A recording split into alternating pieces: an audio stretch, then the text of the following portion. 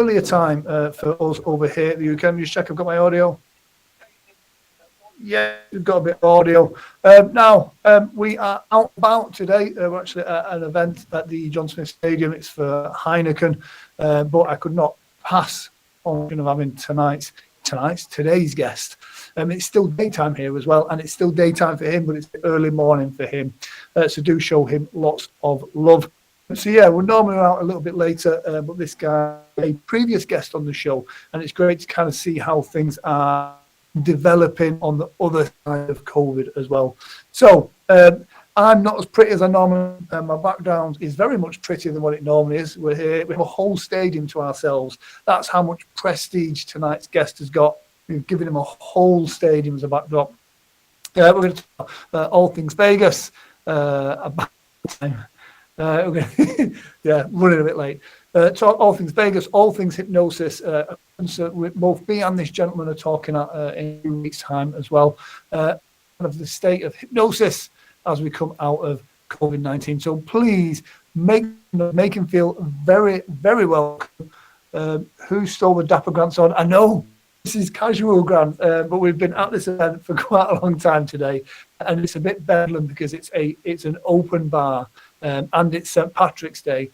A little bit crazy out there. I am on my sparkling water, being good. Adam Richard Deal is here as well. Natasha Stanley is here as well. So all the gang's here. So without further ado, please make him feel very, very welcome. And only Michael DeShalit. Woo! Happy St. Paddy's Day. Happy St. Patrick's Day. As I was saying earlier, I think everyone is a little bit Irish on St. Patrick's Day. Apart from the Scottish, they're all still Scottish. So Guinness from Cannes. Actually, it's closed. It's just a prop. So, anyways, yeah. Today I'm Irish. That's right. And today we are all Irish. We are all Irish today. I wore green and all that stuff. So yeah. I think St. Patrick's Day is probably one of the most kind of universal festivals where everyone's behind. If you know what I mean. It's. I think so. I think so. I think it's the alcohol that's involved with it. I think. It could be. I don't know. I'm going to go out day drinking after this. So just saying. Yeah. So well, thanks for having me back. Oh, no, thank you for coming back on as well. Again, last time we spoke, it was kind of middle of the pandemic.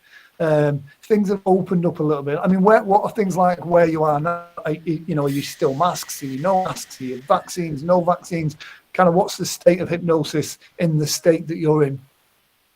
Well, the state that I'm in, Nevada, Las Vegas proper, actually is fairly well opened up. We have no masking anymore. Nobody's requiring proof of vaccination. It seemed to all go away here just a little while ago when the Ukraine thing started. So actually, we unmasked about. Darren, stop typing. But anyways, I'm reading comments on the screen. Darren Fraser, I love you, man. I love you. I love you. Yes, I have Invicta Watch. And yes, I am a hypnotherapist to answer your question. So right now in Vegas, there's no masking. Everything's pretty well open. Not all the shows have returned to Vegas. There currently is only one hypnosis show going on in Vegas right now, and that's Kevin Lapine, and he's over at the Four Queens. So a little plug for Kevin Lapine. Go see his hypnosis show if you're in Vegas. He's at the Four Queens. So we're trying to get, Don Bernhardt is trying to get Hypnomania going again, but who knows, if that's going to happen or not anytime soon. So it's still a little bit weird with that, but I mean, I think it's more of a, case by case scenario, but things are opened up. I'm doing shows. I am fully booked between now and August or September, actually October. I'm now fully booked up. So this is really a different year than it was last year. Last year was good. The year before sucked. Because that was the 2020. The year before that, was really good. 2020 was supposed to be a record year for me, but then the pandemic hit.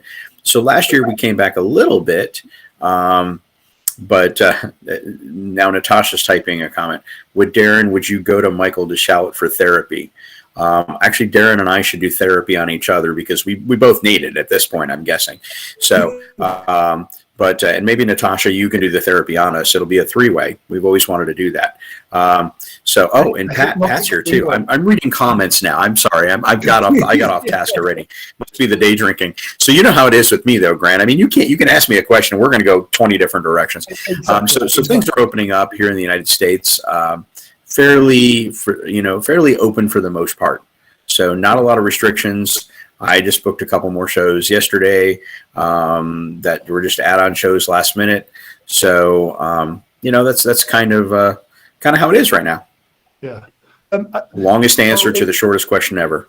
Exactly. A couple of comments. Invictus. Tell me about your watch collection. Okay, so you know what? Here's the irony of it. I have one Invicta watch, but it is an Invicta Arsenal 2. Let me see if I can grab it. It's sitting right over here. See if I can grab it here for you. It is the largest Invicta ever made. And so Invicta is known for big watches. And, I just dropped it there. Invicta is known for large watches. And this is it right here. So you can see how it fits on my wrist. It's very large. I'll put it on my wrist for you. And let's see. So you can see how big this watch is. It's actually 16 ounces. It weighs a whole pound. Wow. It's 63 millimeters wide, and I don't know how many millimeters thick. But the damn thing is like, I got look at these guns. I mean, look at that. Here, hold on, let me make it better. Look at these guns here because of this watch. I mean, now my other arm is is very, very, very anemic looking compared to this one just because of the watch. So yeah, my wife has more Invicta watches than I do.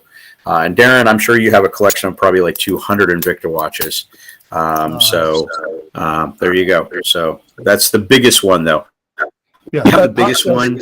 Yes, Pat, size does matter. When you have the biggest one, you don't need any others. By the way, this is waterproof to 350 meters, which means for those of you that don't know me, I am deathly afraid of large bodies of water. I'll go on a cruise. I know that I will die before the ship sinks of fear. But so 350 meters of water does me absolutely no good because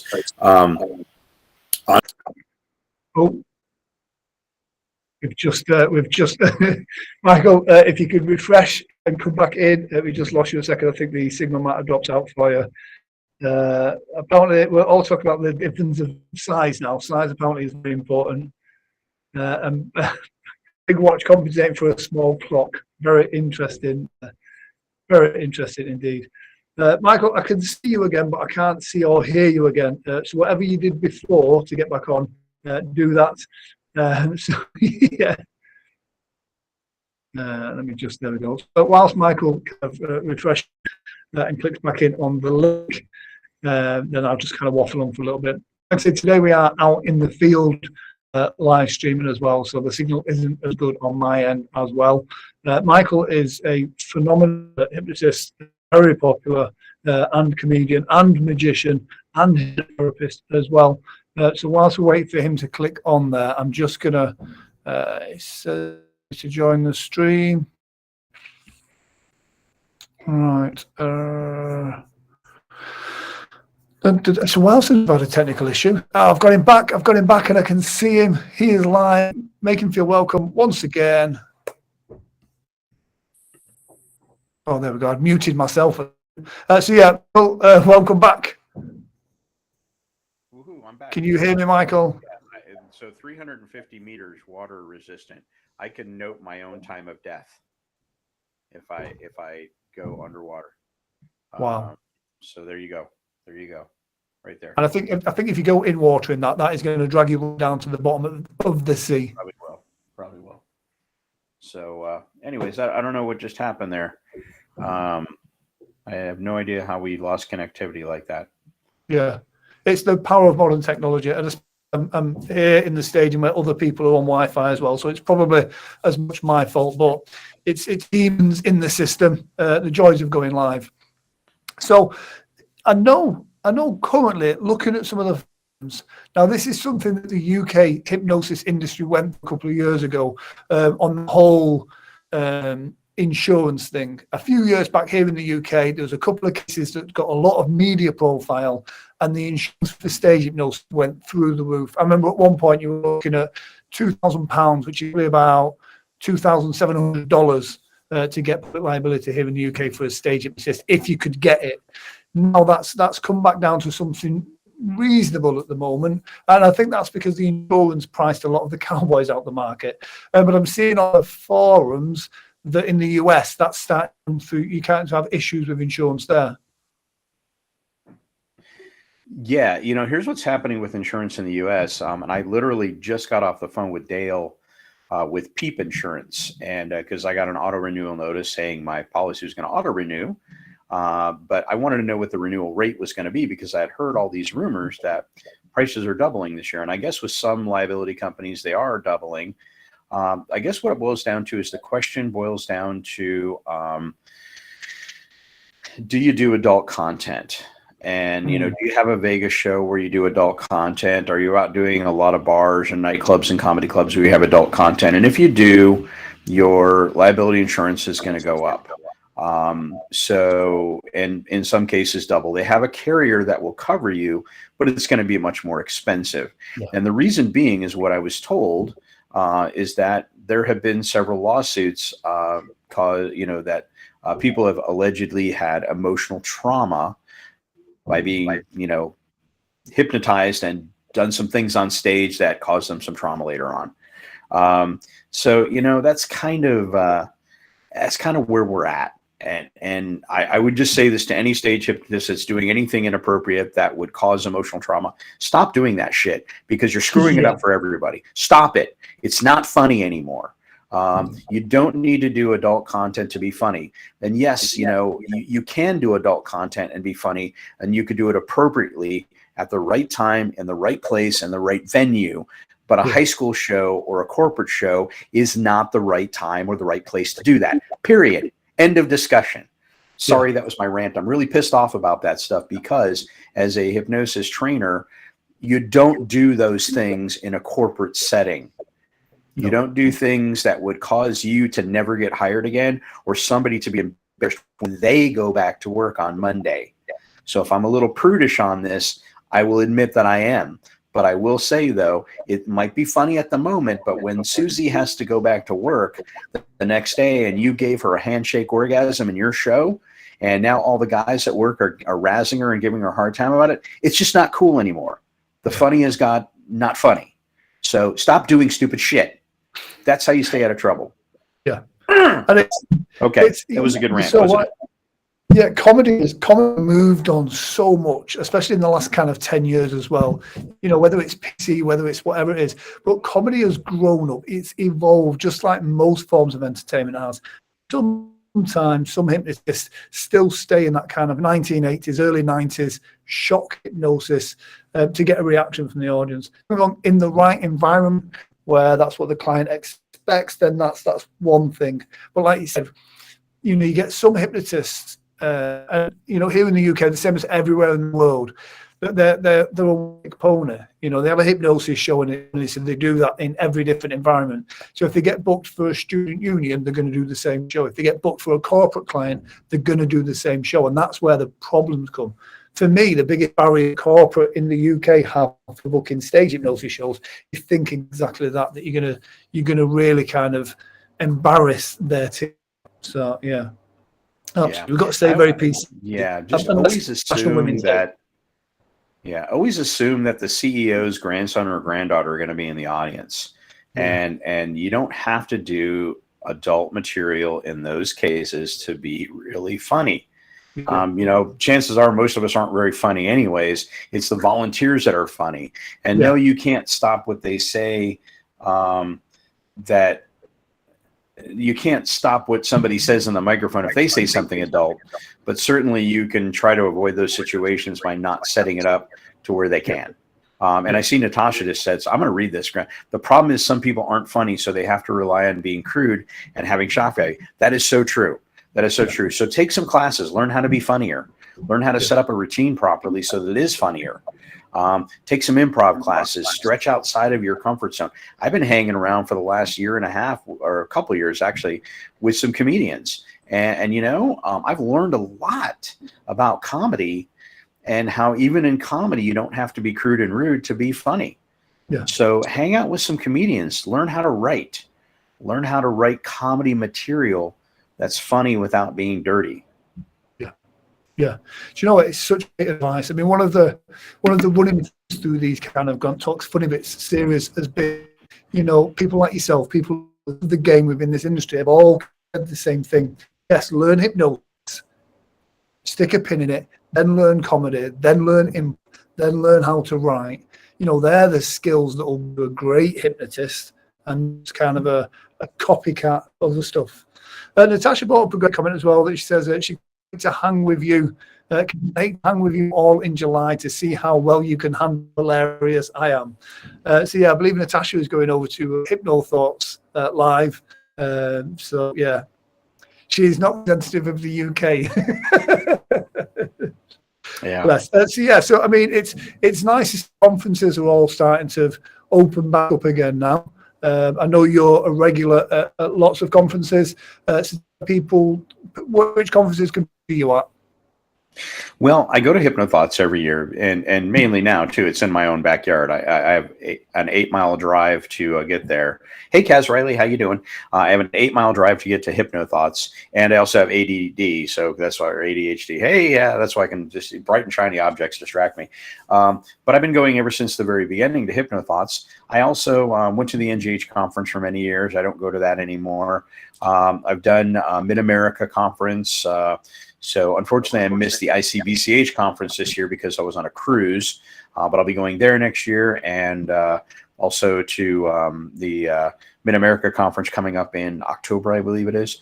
And then also one of my favorites is the Heartland Hypnosis conference, and I know you're going to be there this year, Grant. I'm going to be as well, and as if by the power of the internet, and Grant being able to press a few buttons.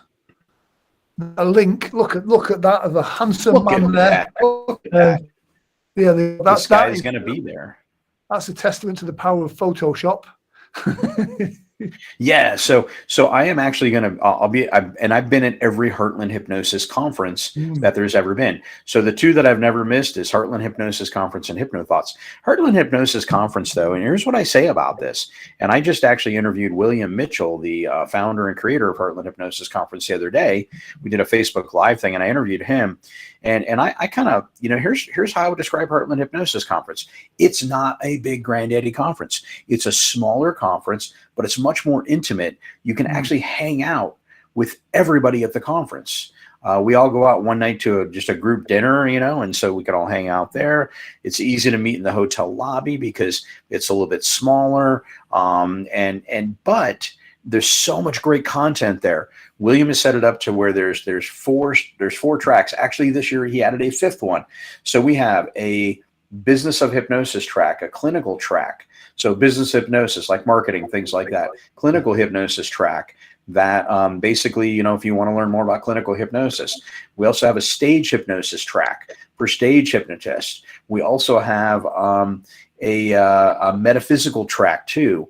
So, and that's really cool too, is for the things that don't fall under traditional hypnosis, things like Reiki and crystal work and things like that, chakra work and all that stuff. And then this year, William has added NLP. He has added an NLP track. So it's actually a great conference. And this is year, I believe, number 7. It would have been number 8 if we didn't have that thing that we had in 2020. Yeah. But we did manage to pull off a live event last year, live and virtual. And so it was very good. So William does a great job at this conference. And I encourage you to go to that because it's smaller and it's much more intimate. You can attend a lot of stuff, and each track has its own room. So if you want to do nothing but stage hypnosis, you can sit in that same room all day long and the speakers will rotate. Same goes with all the other tracks as well, too. So yeah, Natasha, just an interesting comment there. What about people pretending they're successful when they don't have a clue? And do you know what? I think hypnosis suffers from this a lot. There's a lot of marketing that goes on. I've had this conversation with Azwani as well. There's lots of there's lots of true experts within this industry that have walked their walk for years. And I think hypnosis, especially hypnotherapy as well, suffers sometimes from people, appear and then market to said therapist. But I think that's the same industry. If you went to a woolen knitting conference, you get people that are there for the egos and people that are there to share. So, I think that's the same in every industry. I mean, you said you've never missed a hypno force. I've missed a single one every time. I get booking in because it's peak season for me here, and every year I go, this is the year I'm going to make it, and every year something's happened, and the one year when I can actually make it, it happened, and I'm like, oh, yeah. So unfortunately, I'll not be there this year, but I will be at Heartland, and I'm really looking forward to that. Yeah, going back to what you just said about, and what it boils down to is really false advertising. You don't make claims that you can't back up. I heard another hypnotist, say the other day or something, he's hypnotized millions of people. No, you haven't. You have not hypnotized millions of people. In the amount of years that you've been doing this, you have not. It's impossible. Yeah. You'd have to hypnotize, 500 people a day to do that. Hypnotize them, not just them being in your audience. There is a difference. I can honestly say that I performed, presented, and been in front of over 1 million students. But I've been doing this also for a long time. Hypnosis, 19 years, and magic for 29 years. So that's a long time. And I used to do school shows every day. I was doing 150 school shows a year. And in my peak years, I did 180 school shows a year. And we're talking about assembly presentations where you're in front of 500 students a day. And if you did 2 of those a day, that's 1,000 students a day. It doesn't take long to get up to those numbers. But I would never say that I've hypnotized 1 million people, because I have not hypnotized 1 million people. I performed for them. So that's different. I think a lot of it comes down to some of the older trainings that some hypnotists get, where they're told to fake it till you make it. You know what I mean? Tell the client you're the world's best hypnotist and you this, that. And, back in the olden days, before Facebook, old days, people could get such claims. But I think now it's, I've had bookers come to me and gone, oh, we've had like the world's ex-hypnotist here, and it didn't go down too well. Kind of like, well, I've never heard of that person. So, it's just, so yeah, I think it's, as well as some of the routine need to mature with age, like, we have, I think some of the marketing for hypnosis, especially stage hypnosis, hypnotherapists seem to be really on board. They're getting some really nice branding, some nice logos. It's doing really well. Stage hypnotists, a lot of us still look like serial killers. I always joke about it. A good friend of mine, Christopher Cress, always moans when I do it, with the old headache pose. There's a lot of that, but I think we've just got to. I think we've got to mature and evolve, and especially if they're new to the market, kind of create your own identity. Absolutely. And if you're brand new to stage hypnosis, go out and do some free shows. Go out and volunteer your services in trade for like video, or in trade for some promotional materials, or do something, do some trade. Don't just do it for free. There's got to be, both people have to benefit from this. So, I always teach our new stage hypnotists, go out and do a free show for a high school who has a video arts department in trade for getting video. And then, then you can go ahead and at least get some mileage under your feet. And you don't have to, lie and say, I've done hundreds of shows. No, you've done 3 or 4 shows, but you don't have to get up there on stage though and say, hey, this is only my 4th show. I hope it works. You don't have to say that either. You can just say, I've done some shows. I'll not call them out. And in my mind, as I'm starting to tell this story, I'm being very conscious how to tell it, because I don't want the person to be called out. But I had a local showing for a local charity, a good friend of mine. But then my agent rang me and offered me a cruise. And cruise shows are good shows. So I kind of thought, well, the money that they pay for cruise, I'll happily pay for this other hypnotist to do this show for me. And it was one of those, everyone who I used was not available. And I got this number for somebody that was available and who was very cheap. And pre-talk was pretty much, they got into hypnosis through a medical condition, and they've not done many shows, so hopefully it will go well. And it was like, what? And yeah, so he had a challenging show because of that. But I don't think he's a stage hypnotist anymore. Yeah, Baptism of fire. We're lucky to be in this industry. We have the best job in the world. And if I seem a little negative today, because I've only just been kind of scolding people here, it's because we have such a great industry and we have a great profession. We have the best job in the world. We have the most fun in the world, I think, out of any occupation out there. Magicians are probably right there with us too, because I'm a magician too. We get to go to work and play at the same time. Yeah, we have to market. Yeah, we have to do all this stuff. We have to travel to get there, and that's the job part of it. But actually doing the act of what we do is so much fun. I haven't worked a day in my life in the past 29 years. So it's really kind of fun. And so I get passionate about this because, if you're in this industry, be very careful. Don't screw it up, because you're going to be in trouble if all of us had to go out and get real jobs. Oh my God, that'd be horrible. I wouldn't know what to do. I'm unemployable. I'm not even trainable at this point. So we don't want to do that.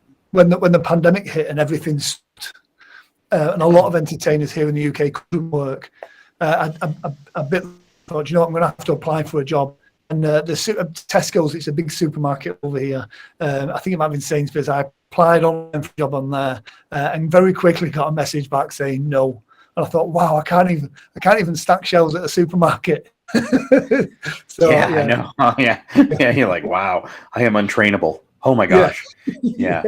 So if it weren't for this, we'd have to work for a living. So we don't want to do that. I'm allergic to that stuff. So cool. So, tell us about Vegas. I mean, I know you travel doing shows and stuff like that, and I know there's not any fixed shows. I know you've done the Hypnomania with another hypnotist as well. How is that looking? How is Vegas as Vegas? How is it? Are the shows there not just hypnosis shows, but is Vegas back to this? Yeah, Vegas is, I think, back to being Vegas again. We're like 90% back. So we're not totally 100% back yet. Not all the shows are back. Things are still a little bit wonky and up in the air, but I mean, shows are coming back. There seems to be a plethora of magic shows now. I am in one of them now. So I am one of the resident headliners at the House of Magic in Las Vegas, which is produced. I'm going to do some selfless plugging here, folks. So for me, thank you very much. So Don Barnhart is a great stand-up comedian, great hypnotist. He produces the House of Magic. See, what happened was when Hypnomania could not come back due to the regulations, COVID regulations and hotel restrictions and things like that, he said, hey, what if I bring some magicians in? And he asked me to be a part of that. And I'm one of the 3 resident headliners in that show, House of Magic. So we rotate in and out, and we do and we do kind of, I'll do a week or 2 weeks at a time, and then somebody else will come in. We have some guest performers come in too for a week meaning Thursday through Sunday. Hopefully one day more hypnosis shows will come back. And I think that will happen within the next 6 months. That's my prediction, my magic 8 ball. But we'll see. I mean, I think it's just a matter of now settling back into what we would consider normal, which was really abnormal for Vegas anyways. So I think it'll settle back into that. And it's just going to take a little bit of time. We're starting to get very, very heavy traffic with the tourism. So I'm actually going to go out on Fremont Street this afternoon with another hypnotist, Kevin Cole, and we're gonna kick back a few beers and have a burger or something. And we haven't connected in a long time, so we're gonna go out and have lunch. And I'm sure Fremont Street, even during the day today, will be crowded because it's St. Patty's Day. But it's been pretty heavily trafficked lately in Vegas, so that's a good thing. Shows are coming back. The economy's looking a little bit better. There's been some shifting with hotel ownership. They're selling, they're buying, they're changing, they're rebranding. If you haven't seen the Mirage volcano erupt, you better get out here soon because that's going to be torn down. The Hard Rock bought that property, and they're going to tear out the volcano and put a guitar shape resort there, I've heard. So a little bit of transition, but as far as coming back, 90% we're back. Yeah. And I suppose it's not a good thing, but it will evolve. It will become what it needs to be, if you know what I mean. Colin's got a great. What's your philosophy and approach to pricing for stage hypnosis shows? I like to get paid. Yes, that's my philosophy. That's a really good question, and I don't know that I have a really good answer for that. Everybody, I think, has their set fee though, and you should. Don't undercut the market just to get more shows, especially now that we're coming back. And I'm seeing that a little bit out there in the after prom market. Some of the quotes that I'm giving out, people are coming back and going, oh, well, gosh, we got an offer from a guy that's going to do it for, $750. Like, well, don't undercut. That's bad. It hurts all of us and will ultimately hurt you the most if you're the person undercutting, because it's harder to raise your rates. I've raised all my rates this past year because travel expenses have gone up. So I've had to. Yeah. Now, let me give you a little bit of a suggestion on that. Like I said, have your set price, but there's also needs to be some room for flexibility. I'll give you a perfect example. One school that I had worked with for about 10 years, they contacted me. We did not do a show last year because they did not have it together enough time to fundraise, even though people were doing shows then. And of course, 2020 canceled. Yeah. But I've been with them for 10 years. That would have been 2020 would have been 11. Last year would have been 12. So they've hired me back again this year. They finally had some time to fundraise. And I told them, I said, unfortunately, the rate that I had before is going up. And it's going up by a couple $100 because of travel expenses. And they said, oh my gosh, this is a little bit too much for us in our budget. We're really operating on a skeleton budget right now. And I said, okay, I'll tell you what. If I split the difference with you and only raise $100, I'll do that for you this year, but you're going to sign a 2-year contract. Yeah. So next year, I'll raise it another $100. Believe it or not, $100 made a difference to this school. And I know them. And I know they weren't lying to me when they said their budget was tight, because I know people in that area. Used to be where I live in Tucson. And I know people in that area, and I know how tight that budget is. So I cut my fee by $100, which really, if you think about it, I didn't. I still got $100 more than I'd normally charge. Yeah. But basically, I gave them a deal. And they signed a 2-year agreement. They said, thank you so much for working with us. We appreciate that. That's how you make clients for life. Yep. Okay? Work with people. Now, any contract that is negotiated, actually, every contract is negotiable, but any contract that is negotiated has to be mutually benefit for both parties. Yeah. So if you and I are in a contract together, I can't just say, well, I charge this much money, and you go, okay, you better get that much value out of it. It has to be mutually beneficial to really be a good, solid contract. Yeah. So work with your clients. Yeah. An interesting thing that I kind of experienced over the years, and even more so recently when you kind of hire venues to put on shows, is a certain venue that I work with, every year they slightly increase their price. And it's always been kind of like, oh, well, yeah, that's just it. Because for me and for them, there's a reassurance for me that the show was successful last time when I hired that venue. So the 5% that it goes up is kind of like you can swallow it, because you've got that peace of mind with it. And it's exactly the same with a client. If a client booked you last year and then wants to book you back for this year, then there should always be a slight increase. For me, there should always be a slight increase, because that client has that peace of mind of, one, knowing that you're going to deliver a good show, knowing you're going to turn up, knowing they're going to get value as well. And that has a tangible value in and of itself. So, if you're charging the same price that you were charging 10 years ago, with inflation and everything else, you're undercutting yourself dramatically. You should always, that client knows that you're going to deliver. There's a value to that. So there should always be just, even if it's a tiny increment, just an increase in value for that. But that's only a recent thing that I've discovered. Yeah, and you're right. Peace of mind is everything to these clients. If they don't have to think about it again, you know, a lot of times, especially, I mean, we all know we've all worked with a client for the very first time, or let's just say a school. We worked with a school for the very first time. You know how hard it was for them to find you, to vet you, for you to vet them and make sure that they were going to be a good client that you'd want to work with them. And all that process of the contracting and everything, if you can put that on autopilot for them, and they book you for the next year, and they realize that they don't have to go through all the stuff to get to find a new hypnotist, it's worth the extra 5% to them to pay a little bit more. Exactly, it's that peace of mind. So yeah, and I'll play devil's advocate on that for a second, though, Grant. What if this, though? What if you said, okay, I'm going to raise my rate 5% every year. So next year when you rebook me, it's going to be a little bit more, but you'll have the peace of mind knowing that I'll be there and you saw my work and all that. That's great. What if you did this instead? But hey, Grant, if you sign right now, I'll keep the rate the same. Perfect. Create the urgency. Okay. Yeah. So again, you have to be flexible. You can't just say, this is my fee, my only fee. This is the fee that I charge. If you don't want me, you don't get me. So, you know, you don't have to be that rigid, but have a little bit of flexibility. Yeah. Every client is different. Every client has a need. Every client has obstacles and hurdles. Don't undercut yourself. Have a rock bottom fee that you would charge them, and don't ever deviate from that. Yeah. But know there's always latitude. Yeah. I've done that 2-year contracting thing on several occasions, where, you know, it's been advantageous for me to get a 2-year contract and fudge a little bit on my price that first year for them.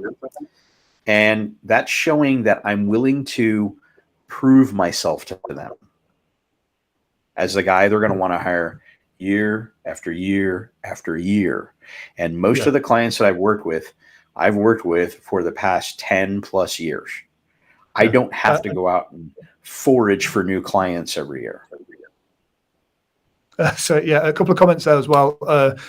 People commenting on what a great answer that was, to be fair. And it was. I always talk about the golden nuggets. That is an absolutely golden nugget on how to negotiate your contract. And I love the idea that you said then of saying, you know, normally I put my price up, but if we secure that date today, creating that sense of urgency, it's absolutely brilliant. Jason Nobby Morgan says, Grant, you're looking nice and warm. Jason, God bless him, kidnapped me last week and had me in a very cold quarry in Wales, but we had lots of fun with me, Jason. Well, it's going to be 82 degrees here today. Just saying. Saying. That's nuts. It's not. I always wonder. That wasn't nice. Sorry, that was mean. That was mean. Yeah, if like for me, like I don't understand why anyone lives in the cold bits of America. Like why would you live where it's cold? Why not live in Vegas? Why not live somewhere where it's warm? So yeah, brilliant. Oh, don't worry. In a few months, it's going to be hotter than hell here. It'll be like 118. So you could all then go, well, it's only 80 here, and I'm like, Yeah. A couple of things. Natasha says, have I spoken to Richard? Natasha, yes, I've dropped Richard a message, but he's not responded to me. That is fine. And Natasha says, I think she's talking to Paul Ramsey there. That was a great thing. Paul Ramsey. I can answer that question, actually. The next speaker for Paul Ramsey is going to be Dan Candell. Of course it is, I just saw that email come out. Dan Candell is amazing. He's my training partner, my work wife, not like partner, like as in no. Meat and potatoes guy right here. Okay. Yeah. I like girls, but anyways, it's okay if you don't. I mean, I'm not judging or anything like that. Dan is one of my very best friends. And people often think though, that we have a relationship together because we're always together. And he was actually just in Vegas. That's because everyone likes me more. Oh, I don't know what you're talking about. Anyway, so but anyways, and he was just in Vegas for the NGH weekend, and we went out clothes shopping. We almost bought matching T-shirts because why not, right? We opted out because then we thought, no, people will really think we're together then. But Dan Candell is a great stage hypnotist, and he's going to be on Paul Ramsey's thing. I don't know. What are we doing here, Grant? I'm just like rambling on about random stuff here. Must be the beer. Exactly, that's it. It's just a prop. It's not even open yet. Yeah. It's how long can we keep that can closed for? You know what? I'm ready to open it right now. Yeah. Brilliant. Jeff Bennett, what are you laughing at? I mean, you're doing the magic show. I love the branding for that as well. With the straight jacket, it looks great. Oh yeah, Magic Misbehaved. Yeah. Yeah. How are audiences responding now? You know what? Audiences are great. Audiences are great. And here's the interesting thing about it. Pre-pandemic, and actually the week before the great lockdown here in Vegas, before they shut Vegas down, I did the last week of Hypnomania. And that last week, literally after every show, I would race out to the front door where everybody leaves and I would shake everybody's hand. And people were still shaking hands. We knew there was like this virus thing going on and nobody was freaking out over it, right? Everybody freaked out after the great lockdown and all that. So Colin says, it's St. Patrick's Day and the first day of March Madness. You are required to open the beer. Don't worry, Colin, my friend. I'm going to be opening more than just this beer in a little bit, but I got to keep my focus here, even though I'm not focused at all. But so anyways, so I was shaking everybody's hand right at the end of the show. And everybody knew there was a virus. Nobody was freaked out by it. It's changed now because when we started doing House of Magic, people would knuckle bump you after the show. They'd do that thing, and which was cool. I'm okay with that. Whatever makes people comfortable. I don't want to violate anybody's personal space. The last 2 weeks that I've been on House of Magic, people have been shaking hands again. Nice. And the last week, I've had probably a dozen people out of every show hug me after the show. Nice. So that's a great thing. I think we're done with the feeling weird about stuff. And if you're not done with it, it's okay. If you still want to wear a mask, you do you, man. Do what makes you feel comfortable. Just know that you have that choice. So, but anyways, that being said, they're responding really well to the magic show. It's a blast. Like I said, I've been doing magic for 29 years, 10 years more than hypnosis. So it was a natural fit for me to jump back into that. And I love doing magic still. I stepped away from it. Pat says, I'd hug you, Michael. Pat, I would open mouth kiss. No, I wouldn't, Pat. I'm just kidding. A hug would be just fine. Maybe a little slap on the ass when we're doing it. But mouth kiss is okay as long as you don't make eye contact. Oh, mouth kissing's okay as long as you don't make eye contact. I'm in. Yeah. I'm in. Eye contact whatever would works, just make man. it weird. Whatever works. Yeah. I'm for it, baby. I'm a hugger. I'm a kisser. I'm a lover. I'm not a speller. So, but anyways, so yeah, people are responding really well to the magic show. It's fun to do magic again. I actually didn't think I would ever like it this much again as I did before because I was really focusing on hypnosis. But honestly, I'm having a blast doing it. It allows me to be out there working again and doing that. So I'm probably going to do just as many magic shows this year as I am hypnosis shows, which is going to be kind of fun. I think it's like, I think before the pandemic, I was guilty of this. And a bit of snobbery about it. Like, I'm just a stage hypnotist. I was quite proud of that. And then the pandemic happened and I was like, oh shit. And I mean, live streaming for me was my way of getting out there and performing. And I think that's it. I don't think it matters if we're hypnotists, magicians, singers, comedians. When you've got to perform it inside of you, we need to perform. We need to be on stage. We need to be getting that energy out there. And as shallow as it sounds, we need that applause or that laughter for that validation, if you know what I mean. That's what we do, and that's why we do it. It's spreading joy. And I think it's so important now when everyone's been locked up, when people are going through redundancies, terrible stuff at home, for those moments that they come and see a show, for whatever it is, to give them that moment of magic that transports them from their terrible stress that they're under at work to a place where anything is possible, even if it's just for half an hour. I think it's so important, and never more so than what it is now. Absolutely. And I appreciate you saying that, Grant. Is you used to think of yourself, I'm a stage hypnotist. That's what I do. I used to think of myself as that too, and I actually put magic on the back burner for many years. But here's what I found out. Here's what I discovered as a result of the pandemic. having a dream of having a show in Vegas has been a dream of mine for a long time. And it gave me an identity when I was performing in Hypnomania. And so it gave me that identity. Yeah. When the pandemic lockdown hit, that identity was stripped from me. Yeah. As was with all of us out there, stage hypnotists. Yeah. All of a sudden you go from doing a lot of shows to doing nothing. Yeah. And your identity gets taken from you. And it's really, really hard. Yeah. I mean, it's really hard. I'll openly say, like, Jason Nobby Morgan was in the comments earlier, and I always shout him out for this, because there was a moment when, you know, you kind of think this COVID thing's only going to last for 3 months. It's going to be fine. It's going to be fine. It's going to be fine. I was driving back, and it was just cancellation after cancellation, postponement. And I was sat in my car crying and literally weighing up my options. And at that moment, Jason Nobby Morgan rang me and kind of went, let's do a live stream. And I will happily say that changed my life at that moment, because it wouldn't have been for that, I don't know what would have happened. Because like you said, your sense of identity, this isn't a job that we choose. We don't go to the job center and go, would like to be performers, please.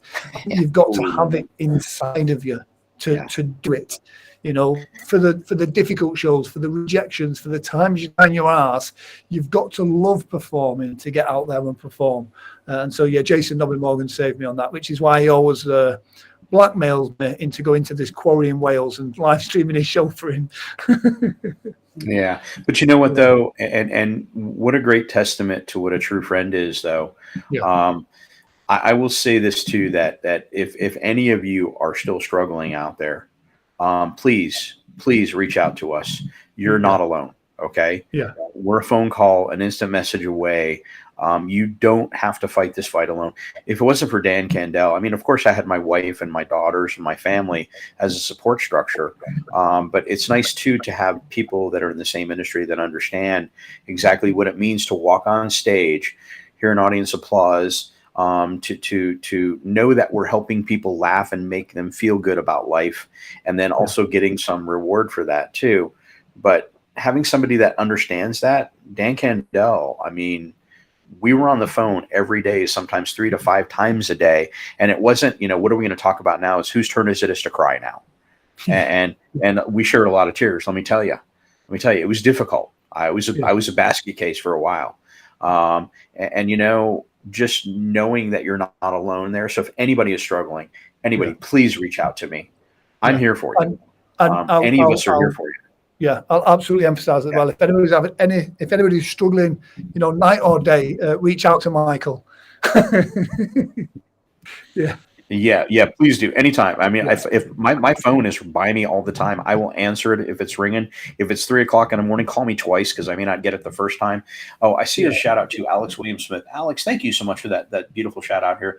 You said that blatant advert. Here's the time that I interviewed Michael on my Hypnosis Week show. Tons of gold in this video. Hey, thanks for posting that. That is awesome. I really appreciate that. And Natasha, we're blessed to have you in our life too. Yeah. We're blessed to have everybody in this group and every stage. We're not competitors. That's the beauty of this. I don't look at any of you as competitors. I hate that word. You're my colleagues. So if I lose a show to you guys, at least I'm losing it to somebody who gives a crap and is going to do a good show. Yeah. And I don't think people realize, I had an incident a few years ago when someone copied a post, and we've all gone through that. I don't think people realize that despite there being tens of thousands of hypnotists, you know, not as many stage hypnotists, but it's actually a really small community. You know, it is very global. And I think the pandemic has really kind of brought that home, if you know what I mean. It is, you know, you hurt one of us, you do hurt all of us. You know, we're all advocates of what we do. So absolutely. Yeah. So I've got a link to your website here as well, if people want to hit you up. I do apologize for the only thing that's missing is. Yes, that's exactly it. So yes, if people could hit you up on your website there as well. Still not open. So yeah, so I mean, Yeah. I'll see you in a few weeks' time at Heartland. So you know, I can give you that hug and tell everyone else how good it was. And Natasha says better than the migraine pose. There you I'll go. bring my chapstick. Just it'll be done. And you know, when I hug you, I'm gonna hug you extra long. I'm gonna make it very, very uncomfortable. It's gonna be the point of awkward. You know, you're gonna try to release, and I'm like, no, I don't think so. I'm gonna hang on to you. I'll be cracking some ribs, man. And you're funny, Darren. Darren Fraser. You know what? Next time I see you, I am gonna kiss you. And I love you, man. It's been so long. Where the hell have you been hiding out? Why don't you come to Vegas and come visit me? All right. Yeah. So to see you guys at Heartland. Oh, Jeff Bennick, you're going to be there too. Gonna be there as well. Well, we can't talk about him there. Then he's showing up. Dang it! Brilliant, fantastic. Michael, it has been an absolute real pleasure. A great advocate in the hypnosis industry for hypnotists. I know you're always. Oh, where did he go? He is here. He will be back in a second to say goodbye, hopefully. Maybe he just had enough and went, that time is up, we've gone. So, Michael, you kind of refresh and click back in just so you can kind of take your bow and say goodbye to everyone. Guys, next week we'll be back at a usual time-ish. Do let me know as well. I don't know. I got a message early from someone saying, listen, you really need to get this person on. They've not been on and they're a really great guest. Do let me know. Do let me know if there's someone that you want on the show that you know that would be a great guest that's got a great story as well. Because it is about. So Richard Coles here is late. Richard, we are using Yorkshire internet at the moment. Brilliant. And Natasha Stanley says 18 weeks until she finally gets to meet you all. I'm back. I made it. I don't know what happened there. That Yorkshire internet or something. Is that like Yorkshire pudding? It's Yorkshire internet. I think it's the Yorkshire internet. Richard Cole, what did you miss? Everything. We were talking about you. Oh my gosh, the stuff that we said. Richard Cole, so good to see you logging in right now. Yeah, I'm sure Grant's going to post this replay. Well, that's what he does this for. So Richard, you'll have to watch it. I was at the local loving a pint of Guinness. Me too. Well, it's not open yet though. Dang it. Still not open. You thought I logged off to go chug a Guinness. I did not. I don't know what happened, but yes, I heard the last thing you said about how I would log back on to say goodbye. And if I can close with this, I love all of you. I really do. I'm glad we have this community. I'm glad we can share. I'm glad that we can keep each other in check and evaluate ourselves and evaluate each other and do the profession better because of that. I thank you, Grant, for putting this series on. As crazy it is whenever I get on. I mean, you know, people watch me and they go, I want to have him on my podcast. I'm like, why? You see what a disaster this always is. But I just, you know, I can honestly say though that I truly care about this profession. I care about all of you. So I'm just thankful that we can do this, and I will hug every single one of you when I see you. So. Fantastic. Including you, Darren Fraser. Anyways, that's my goodbye. Goodbye. But I'll wait until you disconnect me. It's been an absolute pleasure. I know I'm keeping you from your day drinking. Lunch. So yeah, I'll see you in a couple of weeks' time. Thank you very much once again for being on here. And guys, please do give him lots of love. Check out his social media, subscribe to his everything that he's got. Show him lots and lots of love and thank him for those. Absolutely. If you've not took away at least 3 golden nuggets from today's interview, I know I'm going to change the way I negotiate with some of my clients just on the back of that. So Michael, thank you very much for sharing as well. It's been an absolute pleasure. Take care, God bless, and enjoy your lovely hot day on St. Patrick's Day in Nevada. Thank you. Cheers. Appreciate you, Grant.